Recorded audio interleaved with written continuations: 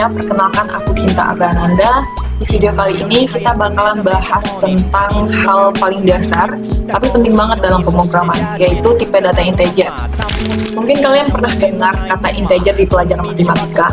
Nah, di dunia pemrograman, tipe data integer itu punya peran yang penting banget, terutama pada saat kita mengolah data yang memiliki angka bilangan bulat. Di video ini aku akan jelasin dengan cara yang simpel dan santai gimana sih cara kerja tipe data integer, kenapa kita perlu pakai tipe data integer, dan apa sih contohnya dalam kode program. Jadi pastiin kalian nonton sampai akhir ya, supaya kalian ngerti dari awal sampai akhir. Jadi apa sih tipe data integer? Nah, tipe data integer adalah tipe data yang dapat menampung bilangan bulat, baik itu negatif, positif maupun nol. Jadi kalau misalkan kalian ingin menyimpan angka seperti minus 10 atau 0 atau 150, itu cocok banget pakai tipe data integer. Jadi gimana sih cara kerja tipe data integer? Nah, integer itu disimpan dalam bentuk bit di dalam memori komputer. Jadi untuk ukuran dan rentang nilainya itu tergantung dari sistem dan bahasa pemrograman yang digunakan. Misalnya seperti C++. Oke, kita masuk aja ke bagian jenis tipe data dasar. Nah, yang paling umum dan pertama kali adalah integer. Ukurannya hanya bisa menampung 4 bytes. Nah, kenapa range nilainya hasilnya sekian? Itu didapat dari ukuran tadi. Yang 1 bytes itu sama dengan 8, jadinya 4 kali 8. 4 kali 8 sama dengan 32. Nanti dipangkat lagi jadi 2 pangkat 32. Nah, kenapa dia harus angka 2? Karena di dalam bahasa pemrograman hanya bisa mendapat membaca angka 2. Jadinya hasilnya 2147, 483, 647. Nah, integer ini dapat menampung bilangan negatif sampai bilangan positif. Nah, kita masuk ke bagian nomor 2, yaitu unsigned integer. Nah, dia ini sama-sama dapat menampung 4 bytes. Hanya saja unsigned range-nya itu berbeda karena dia cuma dapat menampung bilangan positif. Sebenarnya jangkauan lebarnya itu sama dengan integer biasa. Akan tetapi unsigned bilangnya itu tidak bertanda.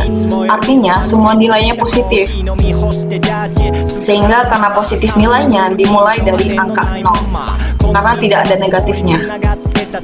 Range-nya yang negatif itu pindah ke area yang positif, sehingga jangkauan yang positifnya itu jauh lebih besar, jadinya 2 kali lipat dari integer biasanya.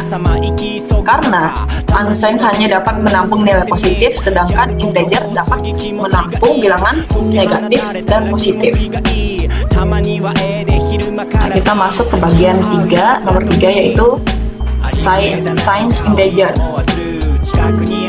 Dia sama dengan integer sama unsigned integer, sama-sama 4 bytes, menampung 4 bytes. Nah, signed integer itu sebenarnya sama dengan integer biasa. Hanya saja signed integer itu biasanya dipakai saat benar-benar ingin memastikan angka tersebut gitu. Jadi signed integer itu artinya dia bilangan bertanda. Pokoknya dia sama aja dengan integer biasa. Nah, kita masuk ke bagian 4, short integer. Dia berbeda dari tipe integer lainnya karena dia cuma bisa menampung 2 bytes. Karena dia short, artinya pendek. Nah, hasilnya kenapa jadi sekian? Itu sama kayak yang pertama kali aku bilang tadi, 2 kali 8 jadinya 16. Hasilnya sekian. Terus nomor 5, unsigned short. Dia sama-sama dapat 62 bytes. Nah, itu sama dengan unsigned integer tadi.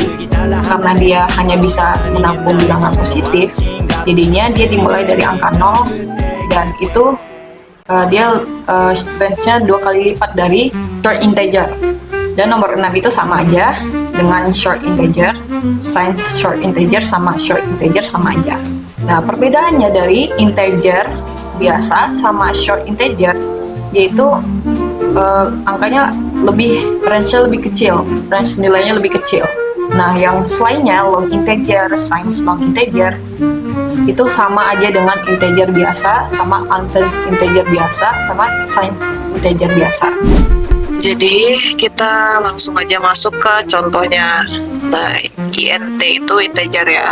Jadi kenapa bisa jumlahnya segini seperti yang aku bilang di awal tadi. Integer itu cuma bisa menampung 4 bytes. Nah, 1 bytes itu sama dengan 8 bit. Jadi 4 kali 8. 4 kali 8 sama dengan 32. Nah, jadinya 2 maka hasilnya segini. Gitu. Nah, integer itu bisa menampung bilangan negatif sama positif. Nah, kalau misalkan dia lebih dari 647, dia hasilnya bakalan negatif nih. Jadi kelebihan 1 ya.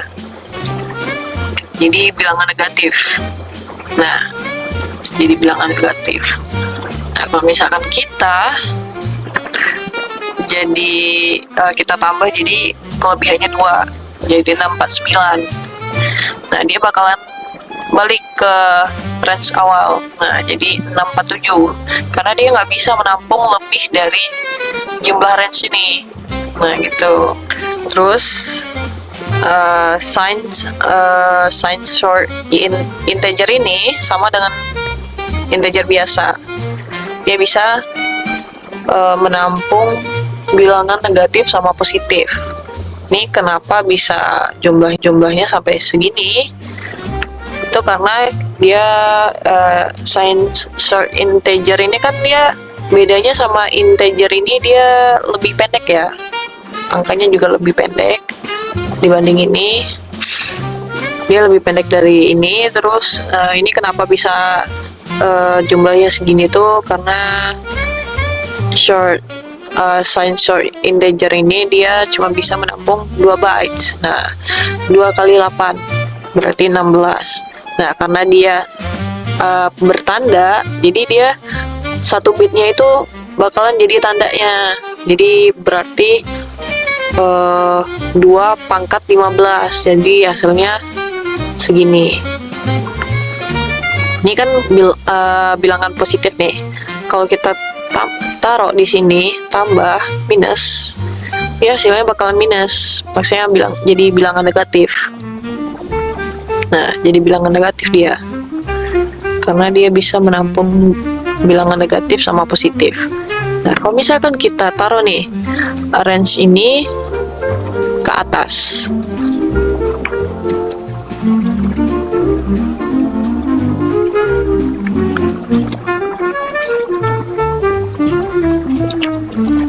itu bakalan berbeda hasilnya sama yang apa yang kita tulis. Nah, jadi negatif minus 1 ya. Ya, jadi minus 1 karena dia nggak bisa menampung terlalu banyak gitu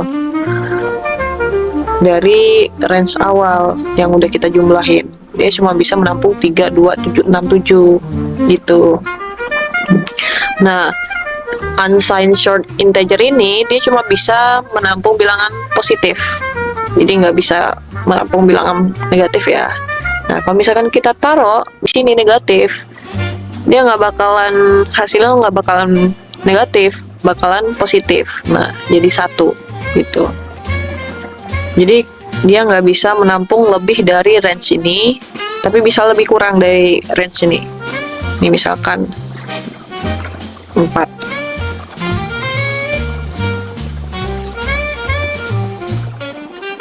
Nah, jadinya 65534. Dia nggak bisa lebih aja range-nya gitu. Nah, ini ukuran variabel ini itu tuh size ukuran dari ini tadi, tipe data integer tadi. Nih, jenis-jenis tipe data integer tadi ini. Ini bakalan sesuai dengan tipe data tadi. Oke, coba kita run. Nah, yang integer tadi kan cuma bisa menampung 4 bytes. Nah, udah sesuai kan sama ini. Terus juga yang short cuma 2 bytes.